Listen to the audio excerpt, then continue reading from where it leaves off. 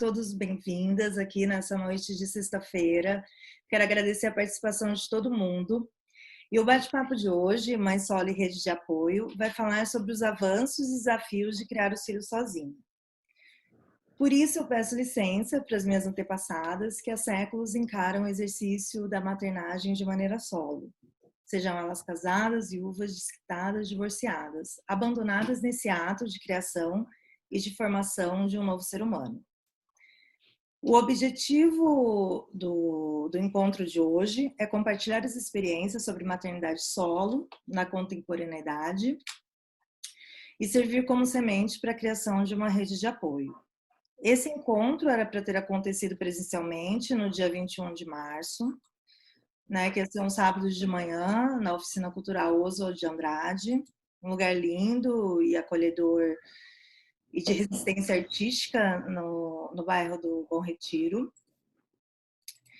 Mas, por conta do momento sombrio em que estamos inseridas, foi cancelado o encontro presencial. Então, nesse momento de suspensão, de incerteza e de lutas, que nos faz questionar o nosso modo de estar no mundo, peneirar o que realmente importa, se reinventar, estabelecer parcerias e pensar estratégias para amanhã, a gente decidiu manter o bate-papo e se conectar virtualmente. Eu agradeço a presença das manas que toparam embarcar nessa comigo e assomando que a gente transborda. E nesse momento, eu faço mais um convite. Vamos deixar de lado os afazeres e se conectar. Estar aqui agora juntas. Adoçar a nossa escuta e potencializar a nossa força. Fazer esse momento valer a pena. E aí eu pensei na seguinte dinâmica, que pode ser reconfigurada, né, como tudo na vida. Eu vou apresentar cada uma das participantes, vou falar como a gente se conectou, contar um pouco da série República das Mães, e em seguida cada uma das manas vai falar sobre sua experiência e então vamos abrir para as perguntas. Durante o bate-papo, vocês já podem ir vendo as perguntas na caixa de diálogo, que eu não sei onde fica, e o Douglas, que é o cineasta, meu parceiro no roteiro, ele vai organizar tudo isso no final. E aí eu vou apresentar as pessoas pela ordem que elas entraram na minha vida. Todas foram por fios invisíveis que vão se costurando umas às outras e criando uma grande rede, potente, feminina. A Tatiana Mêndola, eu conheci há mais de 10 anos por uma amiga em comum. E agora a gente se cruza por caminhos profissionais e de ideais.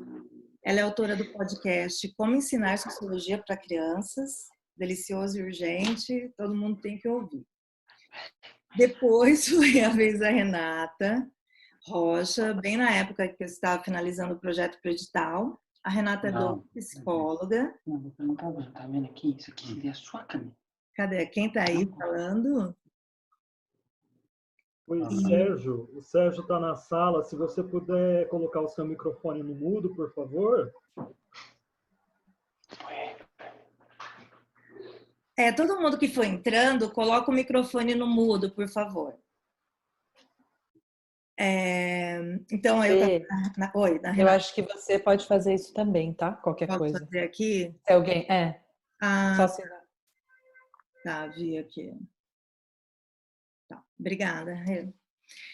Então, e em seguida eu conheci a Renata, bem na época que eu estava finalizando o projeto pro edital. A Renata é doula, psicóloga, e ela está dando consultoria para a série sobre maternagem e outras questões que ela vai falar aqui hoje. Em seguida, em um encontro articulado por uma cineasta carioca, eu conheci as advogadas Ellen Todão e Cristiane de Oliveira. Elas vão falar sobre políticas públicas que existem em outros países e como isso poderia ser implementado aqui no Brasil. Por fim, a Thaís, designer, ativista social, mãe revolucionária e mais uma par de coisas como ela mesma vai explicar. Eu a conheci pela rede, por essa fantástica rede que é a internet, que está nos salvando nesse momento tenso de redefinição, de incertezas. Primeiro, ela me conquistou pelo humor, seus quadrinhos A Mãe Solo, que falam sobre maternidade real, reunidos aqui no Chora Lombar, simplesmente maravilhoso. E depois de conhecer a sua arte, eu quis saber um pouco mais sobre a artista. E foi aí que eu li, dessa vez foi no Kindle, O Exército de uma Mãe Só, do qual eu peço licença para ler um parágrafo aqui. Conheço milhares de mulheres, mas não conheço nenhuma que seja forte, dura ou calejada porque resolveu ser. A gente só é o que é porque sobreviver é preciso. E viver nesse lugar sem a possibilidade de compartilhar e repensar com outras mulheres nossas jornadas torna nossa pele insensível. Por isso que a gente tem que se reunir, se conectar e somar nossas potências. E por que eu reuni essas potências femininas, essa potência feminina aqui nessa noite? Esse nosso encontro de hoje é uma das formas de se pensar a série República das Mães. E o que é a série República das Mães? Então, é uma série de TV de comédia onde 3 mães solo decidem dividir um lar, cuidados e responsabilidades, além de despesas. A série está na etapa de produção de roteiro, está na etapa de desenvolvimento dos roteiros dos episódios da primeira temporada e foi contemplada com o Programa de Ação Cultural, o PROAC, do Governo do Estado de São Paulo. Então, plim, plim, momento dos comerciais. Sigam as nossas redes sociais, @República das Mães, no Face e no Insta. Esse bate-papo também vai estar lá no nosso canal do YouTube, República das Mães. E o objetivo das redes sociais, o que é? É fortalecer a rede. A gente se conectando virtualmente para somar no real. Promover trocas, informações ajuda a se fortalecer. E voltando à série, é a história de 3 mães solo que se unem e passam a dividir uma casa. Uma fez fertilização in vitro, outra é divorciada e outra viúva. E elas se conectam justamente por meio de um anúncio postado em um grupo no Facebook. E é comédia, né? Sitcom. E a série é construída na ideia de que a comédia pode abordar situações realistas, construir personagens críveis e explorar assuntos contemporâneos e pertinentes. E quem é?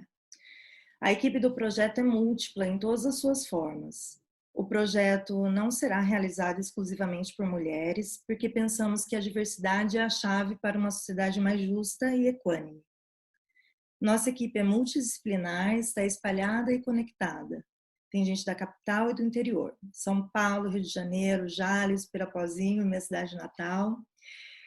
E eu estou escrevendo em parceria com meu amigo, o cineasta Douglas Galan, que está por aí, e a roteirista Gabriela Mancini, a consultora da série. Ela não pôde comparecer aqui hoje, mas vai fazer a consultoria. O projeto nasceu em julho do ano passado, quando eu li uma matéria sobre mães que resolveram dividir uma casa. E daí eu comecei a me questionar. Em roteiro, a gente tem o mágico e se. Então eu pensei, e se as mães solo se unissem? E se fossem morar juntas? E se prevalecesse a sensação de comunidade? E se tudo isso fosse muito engraçado? E se a vida ficasse mais leve? E se isso virasse uma série? E se eu escrever tudo isso num projeto no PROAC? Respondendo a todos esses o se, esse sonho está virando realidade. República das Mães ficou em 3º lugar, com nota 9.8 no edital de desenvolvimento de séries do PROAC.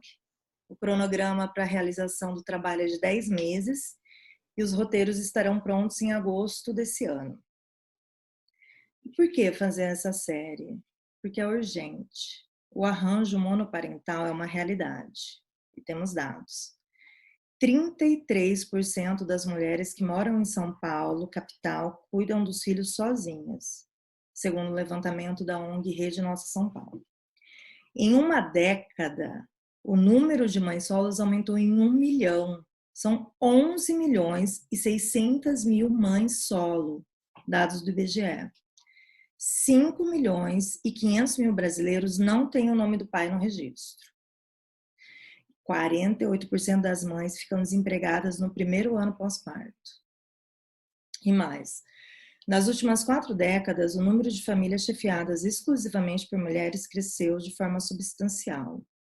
Cerca de 40% dos domicílios brasileiros são chefiados apenas por mulheres. E esses dados são de 5 anos atrás, do IBGE. O projeto adquire importância em nosso contexto social por dar visibilidade a situações que geralmente estão confinadas ao interior do lar. Trata também de papéis sociais, de gênero e coloca as agendas do movimento feminista no universo das artes. Atua também no combate à frequente reprodução de estereótipos das mães, que muitas vezes são deixadas de lado enquanto mulher e vistas simplesmente como mães. A partir de reflexões sobre o poder opressor do patriarcado, é possível encontrar soluções, novas percepções e novos rumos para uma sociedade mais justa e equânime. E começamos isso de uma forma colaborativa aqui nessa noite com esse bate-papo. E agora eu abro a palavra para a Thaís.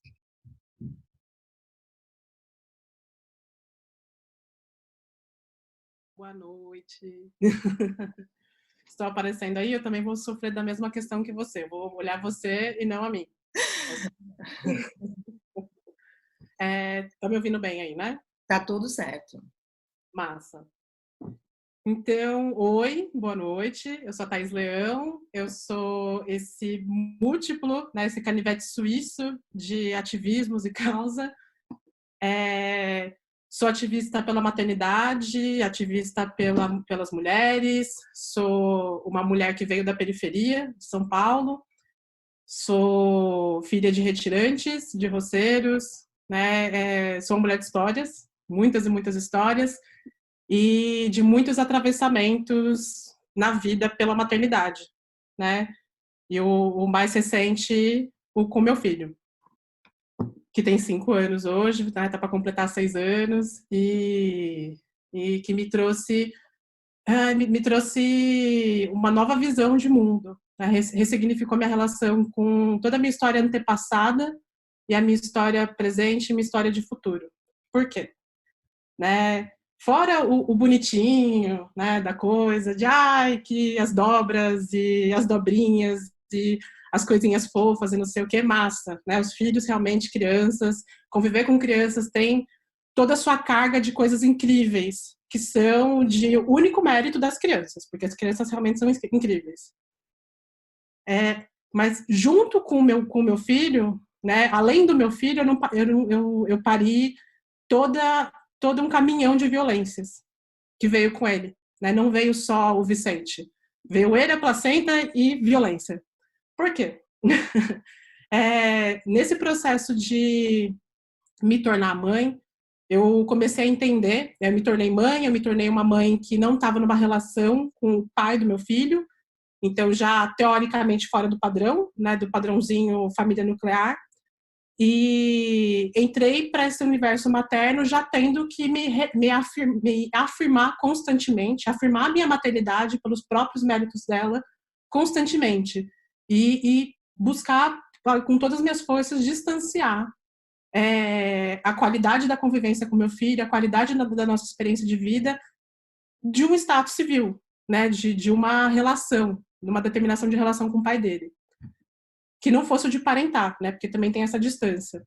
Enfim, né, entrar para a maternidade e me cercar da vida com o Vicente, da minha vida com a minha nova relação de mundo através da minha maternidade, que era isso, de ser principal responsável, de ser referência para tudo, de ser a mãe, né, a mãe que é essa lua, que é o sol da vida de uma criança, fez eu entender que não é só bonitinho, não é só sobre quartos e quadrinhos e mantas de crochê. A gente está falando de privação de sono, exaustão, a gente está falando de impossibilidade de entrada no mercado, a gente está falando de violências que atravessam todos os aspectos da vida de uma mulher, né? Tem os ganhos? Tem, mas na contramão dos ganhos tem várias partes da nossa cultura que atravessam a nossa condição de mãe e que, inclusive, né, no esquema de contraproducência, faz com que a nossa relação com os nossos filhos seja pior. Porque nisso de colocar a gente como principal cuidadora, né, ser principal cuidadora não é ser a principal pessoa brincando, não é ser a principal pessoa educando, não é ser a principal pessoa amando. Né? Ser a principal cuidadora é lavar, passar não, porque eu não passo mais, pelo menos eu não passo mais.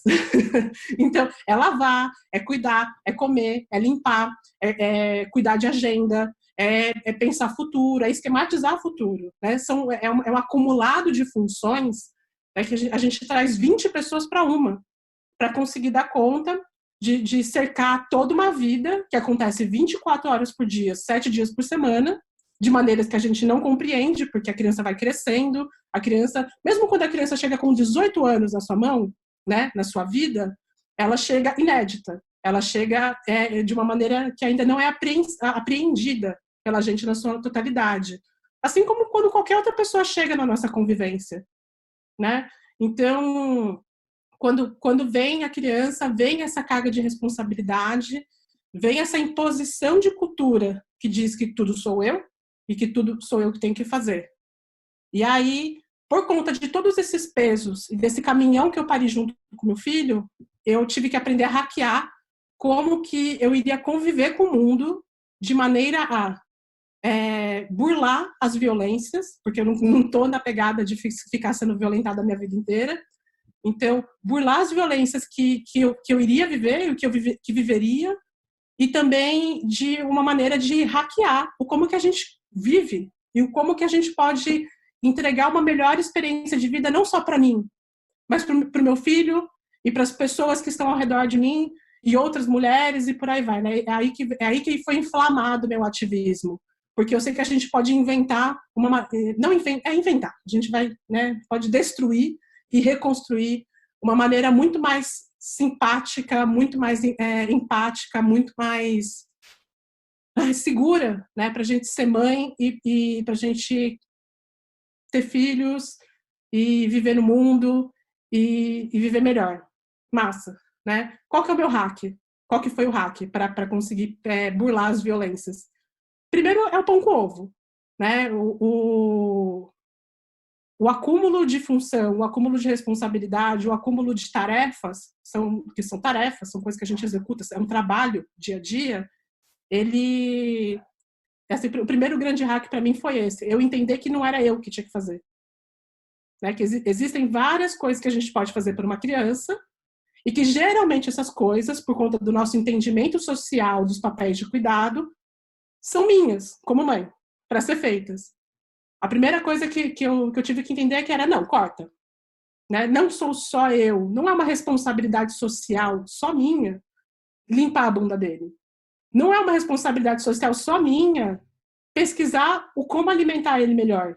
Não é uma responsabilidade social só minha. E aí, nisso, assim, não é uma responsabilidade social só minha e não é uma responsabilidade social também só da minha mãe e da avó dele, no caso, e das tias e dos os meus irmãos e eu fui estendendo, né? Porque eu ficava naquela, se eu como mãe posso dividir esse lugar, então todo mundo que também está nessa rede imediata, que é pré-julgada como rede de apoio, né, que é a rede familiar, eles também podem estar fora desse lugar. Por quê? Porque, de novo, a gente não tem um check-in sanguíneo para lavar, não tem um esquema em fralda que você tem que colocar uma gota de sangue e fazer um check-in sanguíneo para você se aproximar da criança. Né? O que você tem que ter é disposição, é energia, é vontade, é colar junto. Então, tudo bem. A partir desse insight, né, que não é nada de absurdo, é um insight de puérpera, né? Já, assim, não sou só eu que tenho que fazer, eu comecei a mudar a relação que eu tinha de culpa comigo mesmo, né? Primeiro, assim, porque a culpa era um negócio que eu não conseguia comprar, porque para mim era naquele esquema executivo, eu sabia que, bem, eu tenho isso tudo de tarefa, eu tenho tudo isso de... Né? Tenho 10 tarefas para executar, eu só consigo fazer 2. Então, a culpa não é minha. Né? Eu estou fazendo tudo o que eu posso. O negócio é que vai além do que eu posso. Então, eu acredito nas redes de apoio plurais, diversificadas, não territoriais, não ligadas a só um tipo de ajuda, como um hack social para a gente ressignificar a experiência das mulheres com a maternidade, para a gente ressignificar a experiência das crianças com a vida infantil, a vida adulta, e enfim, né, para a gente ressignificar o que é história. Porque bebe muito, eu venho de família de cultura indígena, né, eu sou uma miscelânea cigana, indígena, né? Eu sou uma mistura de gente pobre se mistura muito. Então, né, as redes de cuidado são uma constante na minha vida. Então, foi fácil de hackear, né? Eu só tive que quebrar com o padrão da moral cristã no processo de eu começar a usar. Porque as redes de cuidado das minhas mães, da minha mãe, das minhas mães, da minha mãe, das minhas tias, das minhas avós, eram redes de cuidado que elas se estendiam para o familiar. Então, eram as irmãs colaboravam, as tias colaboravam, e os tios eram os legaiões, faziam um churrasco de vez em quando, etc. Então, assim, tinha uma perspectiva muito baseada no que a gente acredita em gênero, no que a gente acredita em estrutura social. Tem a marginalização e privatização da família também, né, que acaba trazendo uma questão para o ponto das redes, e que a gente tem que quebrar as lógicas de poder, quebrar as lógicas de vínculo, as lógicas de relação. Só para eu saber, porque eu vou falando. Que hora que eu comecei? Eu tenho quanto tempo? Tá. Alguém levanta a mão. Oi? Pode ir, tranquila. Termina a sua linha de raciocínio. Então, não é bem uma linha de raciocínio, eu vou indo. Eu sou o terror do TED Talk. Enfim, mas levanta a mão para mim quando eu estiver passando, tá? Porque eu realmente vou me empolgando. Eu jurei que eu ia marcar o tempo e não marquei. Tá, então fica mais 10 minutos aí eu levanto a mão. Tá. Então,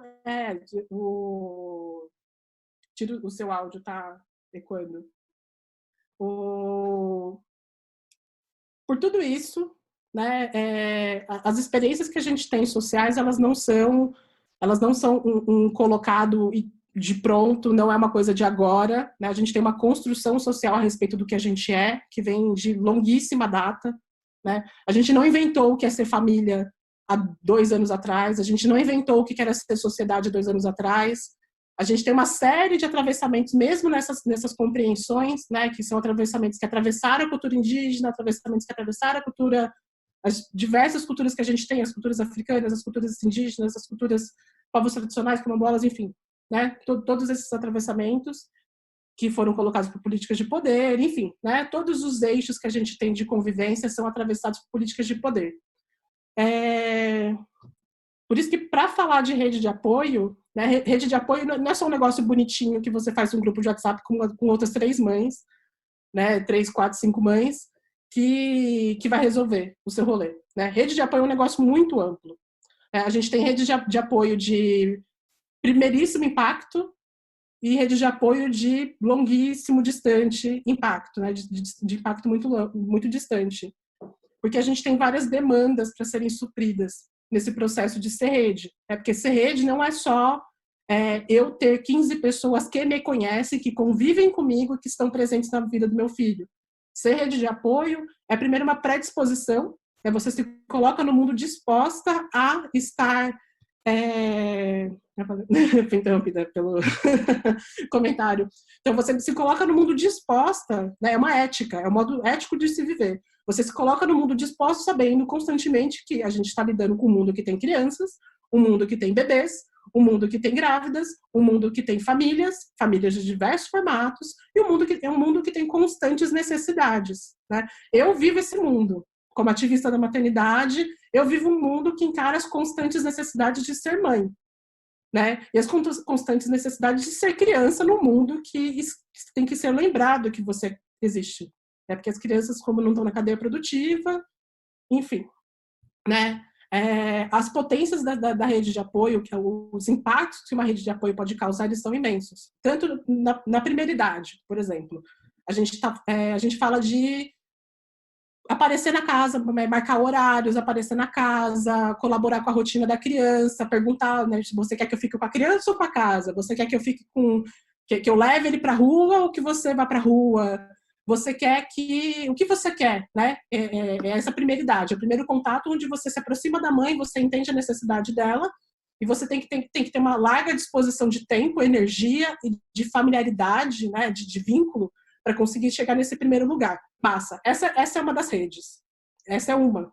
Né? Existem redes mais amplas, que é a rede, por exemplo, de pessoas que estão distantes, mas que têm vínculo com você, estão distantes, e que se ocupam de outras tarefas que podem ser assumidas à distância, como, por exemplo, enviar comida, colaborar com algum gasto no ano, né? Porque a gente não se estrutura economicamente como um todo, né? A maternidade ela não tem um lugar factível com o que se cobra dela no mundo. As mães não têm um lugar factível, porque se a gente tem, por exemplo, os 33% de mães aqui em São Paulo que estão cuidando sozinhas de uma criança, a gente não tem essas 33%, essas milhões de mães ganhando a mais para poder suprir a falta que o outro faz, né? Porque a economia ela se estrutura para pagar um trabalhador, ela não se estrutura para pagar uma existência, uma família, a responsabilidade que ela tem social, né? Então, assim, já tem esse ponto também. Então, a gente precisa de um compartilhamento econômico também da maternidade. E não é assim de ser legal e fazer uma doação pontual. É de entender que é uma dívida, de fato. Porque a mãe investe no cuidado da criança. Eu tenho uma fala que está sendo, que eu estou pontuando muito agora, nessa época de pandemia, de que, né, a maternidade é o maior programa social de educação e de saúde que a gente tem no mundo. No mundo. Porque é a primeira coisa que segura tudo. Assim, se a gente pensa em humanidade, a primeira coisa que segura, assim, deixando de lado algumas culturas que têm outros tipos de configuração, né, mas em todas as culturas que refletem o Ocidente, a gente tem a mãe como papel principal, econômico, social, educativo, de saúde, né? A maternidade é maior que o SUS do Brasil, e olha que o SUS é grande, né? É nesse nível.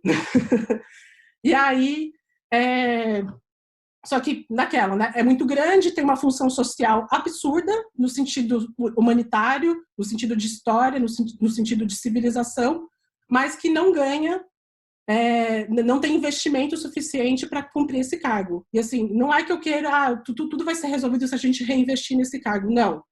Assim, o meu lance é, se a gente redistribuísse certinho as outras funções, não ficaria tão pesado e só eu teria que pagar.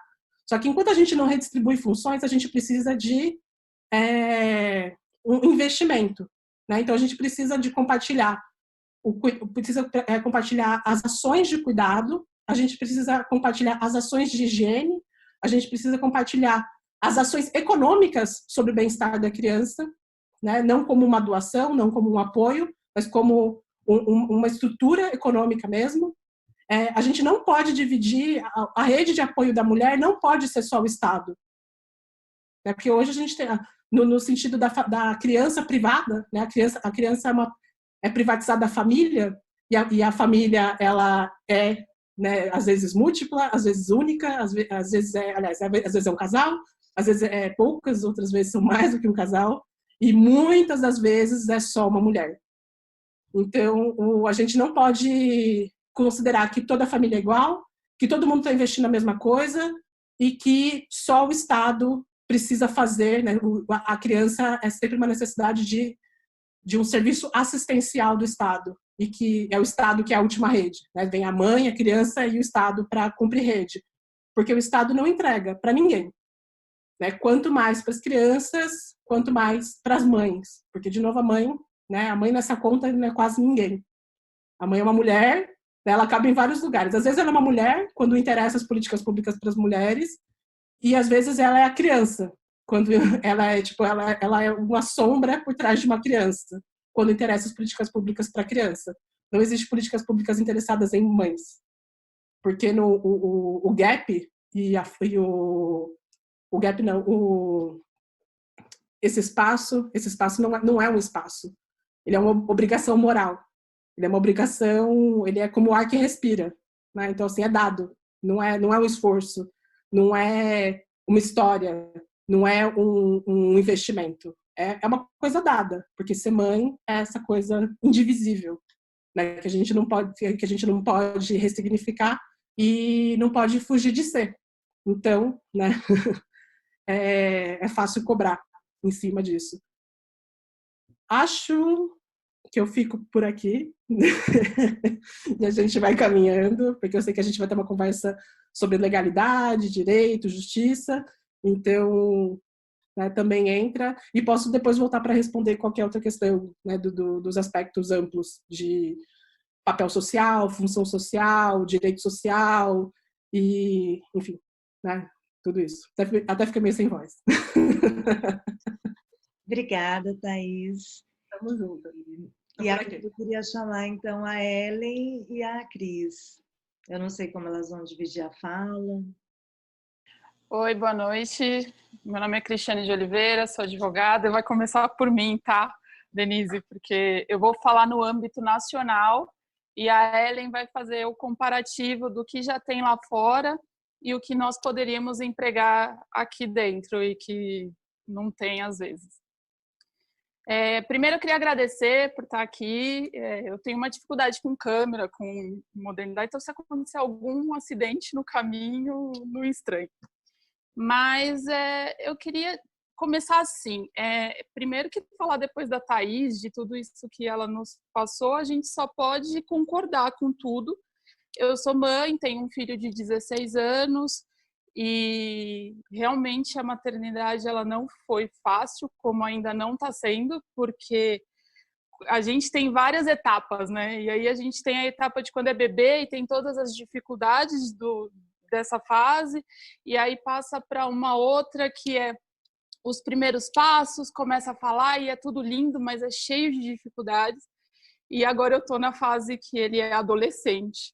E aí tá tensa também, então eu acho que nunca termina isso, mas essa parte da maternidade eu só tenho a dizer que ela é bonita, mas ela é cheia de espinhos e tem muita coisa que nós temos que passar, inclusive com culpas de tentar entender muitas vezes que você não é uma boa mãe, ou você e aí você fica você se julga e é julgado o tempo todo. Isso é muito complicado e, às vezes, tem a questão social também que não ajuda.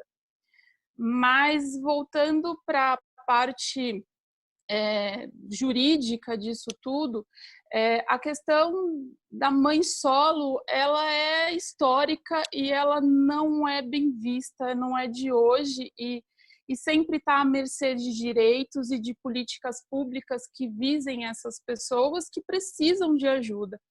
É difícil para todas e quando a gente pensa também numa mãe solo periférica, negra, pobre, que precisa sustentar a casa, a família e os filhos, esse cenário fica bem complicado.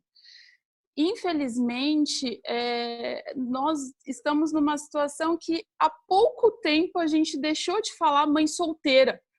Então, a gente já vê que esse cenário era para diferenciar a mulher que tinha um filho e que era responsável pela manutenção dos filhos. Então, é meio que você pariu, você cria. Então, vem naquela linha do como você que carrega os 9 meses, como a mulher que carrega, que amamenta, ela tem a obrigação de cuidar. Só que não. Na verdade, isso é uma etapa que a gente passa mas o gerir uma criança é bem mais que isso e é bem mais do que carregar os 9 meses. Então, precisou até o Papa falar, olha, não está ligado em 2014, isso é recentíssimo. Falar, olha, não está ligado ao estado civil dela, está ligado ao que ela é, mãe de uma criança e precisa de cuidados. Mas, nesse cenário, você já pode ver que a gente não vai ter muitas políticas públicas falando assim, olha, vou te dar uma maior atenção. No Brasil, isso é pouco. Aliás, na verdade, não tem nenhuma que seja voltada diretamente para a mãe solo ou para ajudar a mãe solo. Então, o que acontece? tem políticas públicas de aplicabilidade, mas para um contexto geral que nós podemos podemos empregar para a mãe solo. Que, por exemplo, isso é recente também, que é aquele plano de financiamento do governo Minha Casa Minha Vida. Agora, ele é feito no nome da mulher, porque se o homem for embora e abandonar a família, ela tem a garantia de que vai poder ficar no imóvel, sem que corra o risco de ter que pagar por essa parte, essas coisas. E a gente tem também o Bolsa Família, que, assim, ele não ajuda efetivamente, ao contrário do que muita gente diz, porque é um valor baixo, é um valor pequeno, e a manutenção de uma casa e de criança é muito alta e o Bolsa Família é baixo. Mas, enfim, ele é concedido, e no caso das mulheres, das famílias que as chefes de família são mulheres, sai em nome delas o benefício. E tem uma variável, que é a mulher gestante, que ela tem esse benefício, ela recebe um valorzinho maior por ela estar gestante, e tem a do Nutris, que são crianças de 0 a 6 meses, que também ganham um valor maior junto com o Bolsa Família. Aqui em São Paulo, a gente tem o programa Viva Leite, que... Oi? Não. Aqui em São Paulo, a gente tem o programa Viva Leite, que entrega leite para as crianças que estão matriculadas devidamente na escola, que são de baixa renda, que, assim, no âmbito nacional não são todos os estados que fornecem, não sei dizer agora quais são, mas em São Paulo tem, e ele é desde 1999, mas ele está ativo ainda. E tem a licença maternidade, que, na verdade, eu vou falar dela 2 vezes. Tem aquele programa Empresa Cidadã, que dão benefícios fiscais para a licença maternidade ser de 180 dias e não de 120 dias, como é o padrão, como é o que está disposto na lei. E também tem uma que, assim, ela não é para mulher própria, ela não foi designada para mulher, mas no caso que nós temos, tem a tarifa social, que é da energia pública, e ela dá uma tarifa menor para pessoas de baixa renda e que utilizem até um nível de energia. Se você for ver como políticas públicas, não tem muita coisa. Infelizmente, não é um cenário positivo e de apoio às mães solos. E foi criado o PAISME há um tempo atrás, que é o de Política Nacional de Atenção Integral à Saúde da Mulher, que é para ser empregado pelo SUS. Só que, assim, deveria ter um atendimento ginecológico especializado, deveria ter o pré-natal especializado, tudo certinho pelo SUS. Foi desenvolvida essa cartilha, foi feito com várias instituições, associações, só que, infelizmente, a gente sabe que, na prática, ele não é tão eficaz e efetivo assim.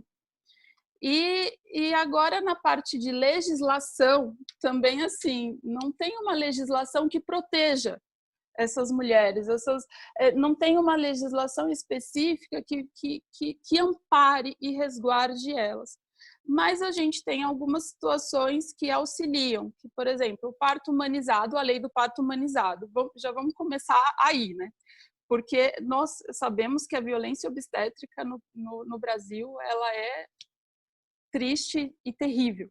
Então, assim, nós temos a lei do parto humanizado, que é a lei 15.759, ela dá o direito da mulher escolher o parto humanizado, e ela dá o direito da mulher escolher o parto que ela quer, inclusive a posição que ela quer ter o filho dela. Nos hospitais públicos, inclusive, há um tempo atrás, nós já tivemos um debate referente a isso, em razão de projetos de leis duvidosos, foi questionado, falando assim, olha, a lei tem, ela precisa ser cumprida, a mulher tem esse direito, e já começa aí o direito da mulher, dela poder escolher como ela quer ter o próprio filho dela. Mas, na prática, os hospitais públicos muitas vezes são difíceis, tem aquela questão da violência obstétrica que muitas vezes impede que a mulher até escolha como ela quer ficar, e, aliás, as colocam numa posição terrível, cruel, mas assim, essa lei garante isso. Inclusive em São Paulo, nós temos as Casas de Maria, temos as Casas Ângela, que são casas que possibilitam a mulher ter esse parto humanizado. São pessoas preparadas para atender a mulher nesse momento. Então, assim, essa lei, ela é bem bacana, que pena que não é tão aplicada. Aí tem a licença maternidade, que aqui no Brasil, para mim, isso é uma opinião pessoal, ela deixa claro quem deve cuidar da mulher.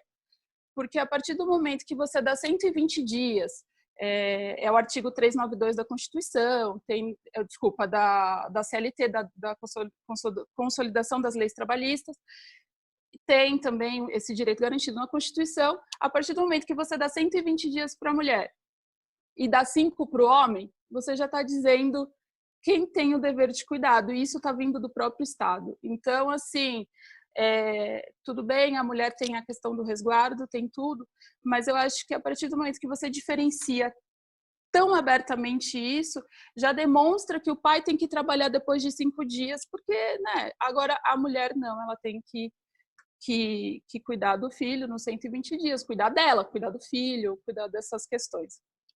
Tem um projeto de lei, que isso a Ellen vai falar, que visa aumentar isso. Mas aí a Ellen vai falar dessa parte de projetos de lei, inclusive para aumentar um pouco a licença paternidade. Inclusive, uma curiosidade, desculpa, Denise, aí, mas se você escreve no Word, que a gente estava, eu e a Ellen, preparando o material, e se você escreve no Word licença paternidade, o Word pede para corrigir, porque ele não reconhece. Ele reconhece como licença maternidade. Então, você vê que parece besteira, mas são nessas pequenas coisas que você vê para quem são designadas as funções. Então, já começa aí. E a gente tem também a lei que obriga a fornecer creche. Isso é uma determinação constitucional, que todas as crianças têm que estar na escola. E a obrigação da creche, por exemplo, é uma aplicabilidade municipal. Então, assim, se a mãe precisa... Porque a gente está cansado de ver situações de que a mãe não consegue vaga na creche, principalmente em bairros distantes e periféricos, porque não tem vaga. E assim, não tem vaga, não tem o que fazer e pronto. Mas isso é um direito constitucional garantido. Então, se a mãe procurar os órgãos públicos e o judiciário, é obrigado a fornecer a vaga para essa criança. Até mesmo porque a mãe precisa trabalhar, a mãe precisa ter o seu tempo, a mãe precisa disso tudo. Eu não posso simplesmente dizer que eu não tenho vaga na creche e não oferecer isso para ela e não dar meios de ajudá-la. Então, isso é um direito que ela tem e que, inclusive, se ela precisa acionar o Poder Judiciário, ela vai conseguir, porque a prefeitura é obrigada a dar essas vagas em creche. Aí o atendimento pelo SUS, que, assim, todo mundo deveria ter esse atendimento garantido, mas a gente está vendo agora em tempos de pandemia tudo o que está acontecendo e, inclusive, as pessoas que estão no extremo, não tem... Aliás, a gente não está tendo acesso a muita coisa, e, inclusive, saber se está ou não com problema. O atendimento ao SUS, que, na verdade, o SUS, a essência dele é maravilhosa, e eu acho que se o PAISME, por exemplo, fosse aplicado efetivamente dentro do SUS, a mulher teria uma rede de atendimento muito boa, apesar que em alguns postos de São Paulo já tem esse acompanhamento à mulher, mas não é tão efetivo.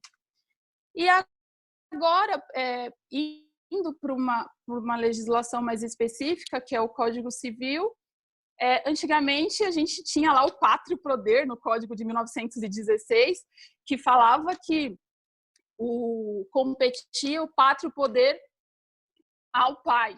Não era assim, basicamente, mas se, por exemplo, der algum problema, o pai que é o responsável pela criança. Não, assim, ele é responsável por ele ter o domínio, mas não os cuidados, né? Porque isso a gente sabe que na prática, efetivamente, é mais difícil. No Código de 2002, que é mais recente, mas se vocês forem ver, é um Código de 2002, não é tão velho, e acompanhando a Constituição de 1988, esse nome foi mudado. Então, agora é poder familiar. E compete aos genitores, compete aos pais, compete às pessoas que são responsáveis por aquela criança o dever de cuidado. Não só a mãe, não dando nomes para ninguém. Até mesmo porque, antigamente, o que acontecia? Os filhos eram nominados, né? Como filhos legítimos e ilegítimos, já demonstra também essa característica. Então, se tem um filho fora do casamento, ele passa a ter uma nominação diferente, o que é totalmente absurdo. Não deveria ter acontecido dessa forma, nunca, mas, enfim, é a sociedade a qual infelizmente a sociedade vê muito assim e trata assim, infelizmente. Aí tendo essa, vamos dizer, essa organização, né, tipo, colocando os nomes corretos, tem a lei de alimentos que garante os alimentos para a criança. E para a mãe também tem o Código Civil, e para o pai, tanto faz, o Código Civil assegura isso, mas a ação de alimentos ela pode ser proposta direto pela mãe no judiciário, num ofício, perto de um fórum dela. Então, tem uma possibilidade de acesso a essa ação de alimentos. Tem a lei de alimentos gravídicos, que é uma lei curta, mas garante que conceda alimentos para a mulher gestante, porque a gente sabe que acontece bastante, o pai muitas vezes não reconhece ou não quer reconhecer, simplesmente some, mas a gente tem gastos desde o primeiro minuto com a gestação, não tem como. A guarda dos filhos, que ela agora é compartilhada, quer dizer, não é uma determinação, não é só compartilhada, mas se prefere que seja compartilhada, ou seja, tirou aquela questão do separar ter que ficar com a mãe, porque também tem isso, né? Aconteceu outro dia, o pai pediu alimentos para a mãe e foram questionar como que o pai está pedindo alimentos, sendo que é um dever da mãe receber alimentos porque mulher recebe dinheiro. Então, assim, fica essa situação, parece que a mulher ela tem a obrigação de cuidar do filho sempre. Não importa como, mas ela vai ter essa obrigação. Mas a guarda dos filhos, pelo menos agora, é compartilhada, então o dever de cuidado são das duas partes. Até mesmo porque a gente tem famílias plurais, então, assim, o dever são das duas partes. E terminando já a minha parte, porque senão a Ellen, coitada, não vai falar, é isso. Eu acho que a gente precisa mesmo redistribuir esse dever de cuidado e aumentar um pouco a eficácia do Estado para amparar essas pessoas e todo mundo dividir, porque não compete só a uma o dever de guarda. Infelizmente, não tenho muitas leis para contar, mas é isso. Agora eu passo para a Ellen. Olá, boa noite a todas. Espero que estejam todas bem. Estão me ouvindo bem?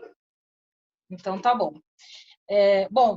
Eu quero até aproveitar um pouquinho, vou ser bem rápida, né, para a gente conseguir fazer uma dinâmica legal. A Cris foi bem completa, trouxe bastante informação para a gente, jurídica e tudo mais. Eu vou dar um panorama um pouquinho mais assim rápido, vamos dar uma volta aí pelo mundo e assim, temos algumas propostas, né, que estão em tramitação no Congresso, no sentido de aumentar o período da licença, que aqui no Brasil ainda é conhecida apenas como licença maternidade, né, já que os papéis ainda não são divididos como nós gostaríamos, e de 120 para 180 dias, né, para ampliar aí o contato da mãe com a criança, né, que a própria Sociedade Brasileira de Pediatria recomenda que isso seja de pelo menos 6 meses, né, para ter esse vínculo da mãe com o bebê.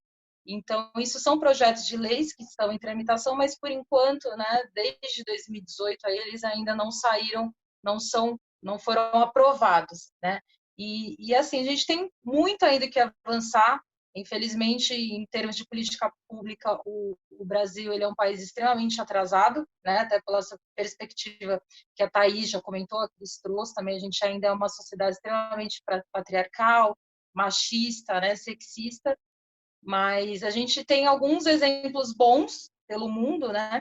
Que essa função ela já é bem compartilhada no sentido da criação das crianças. Então, por exemplo, a gente vê no caso da Suécia, né, na Islândia, a licença ela é compartilhada com os pais, então são mais ou menos aí 3 meses, né, em que eles podem fazer esse compartilhamento do período, e isso é bem interessante porque o pai também participa desse momento, né, como a Thaís até falou, não é função só da mãe, né, trocar a fralda do bebê, e claro, a amamentação é única, não tem como compartilhar isso.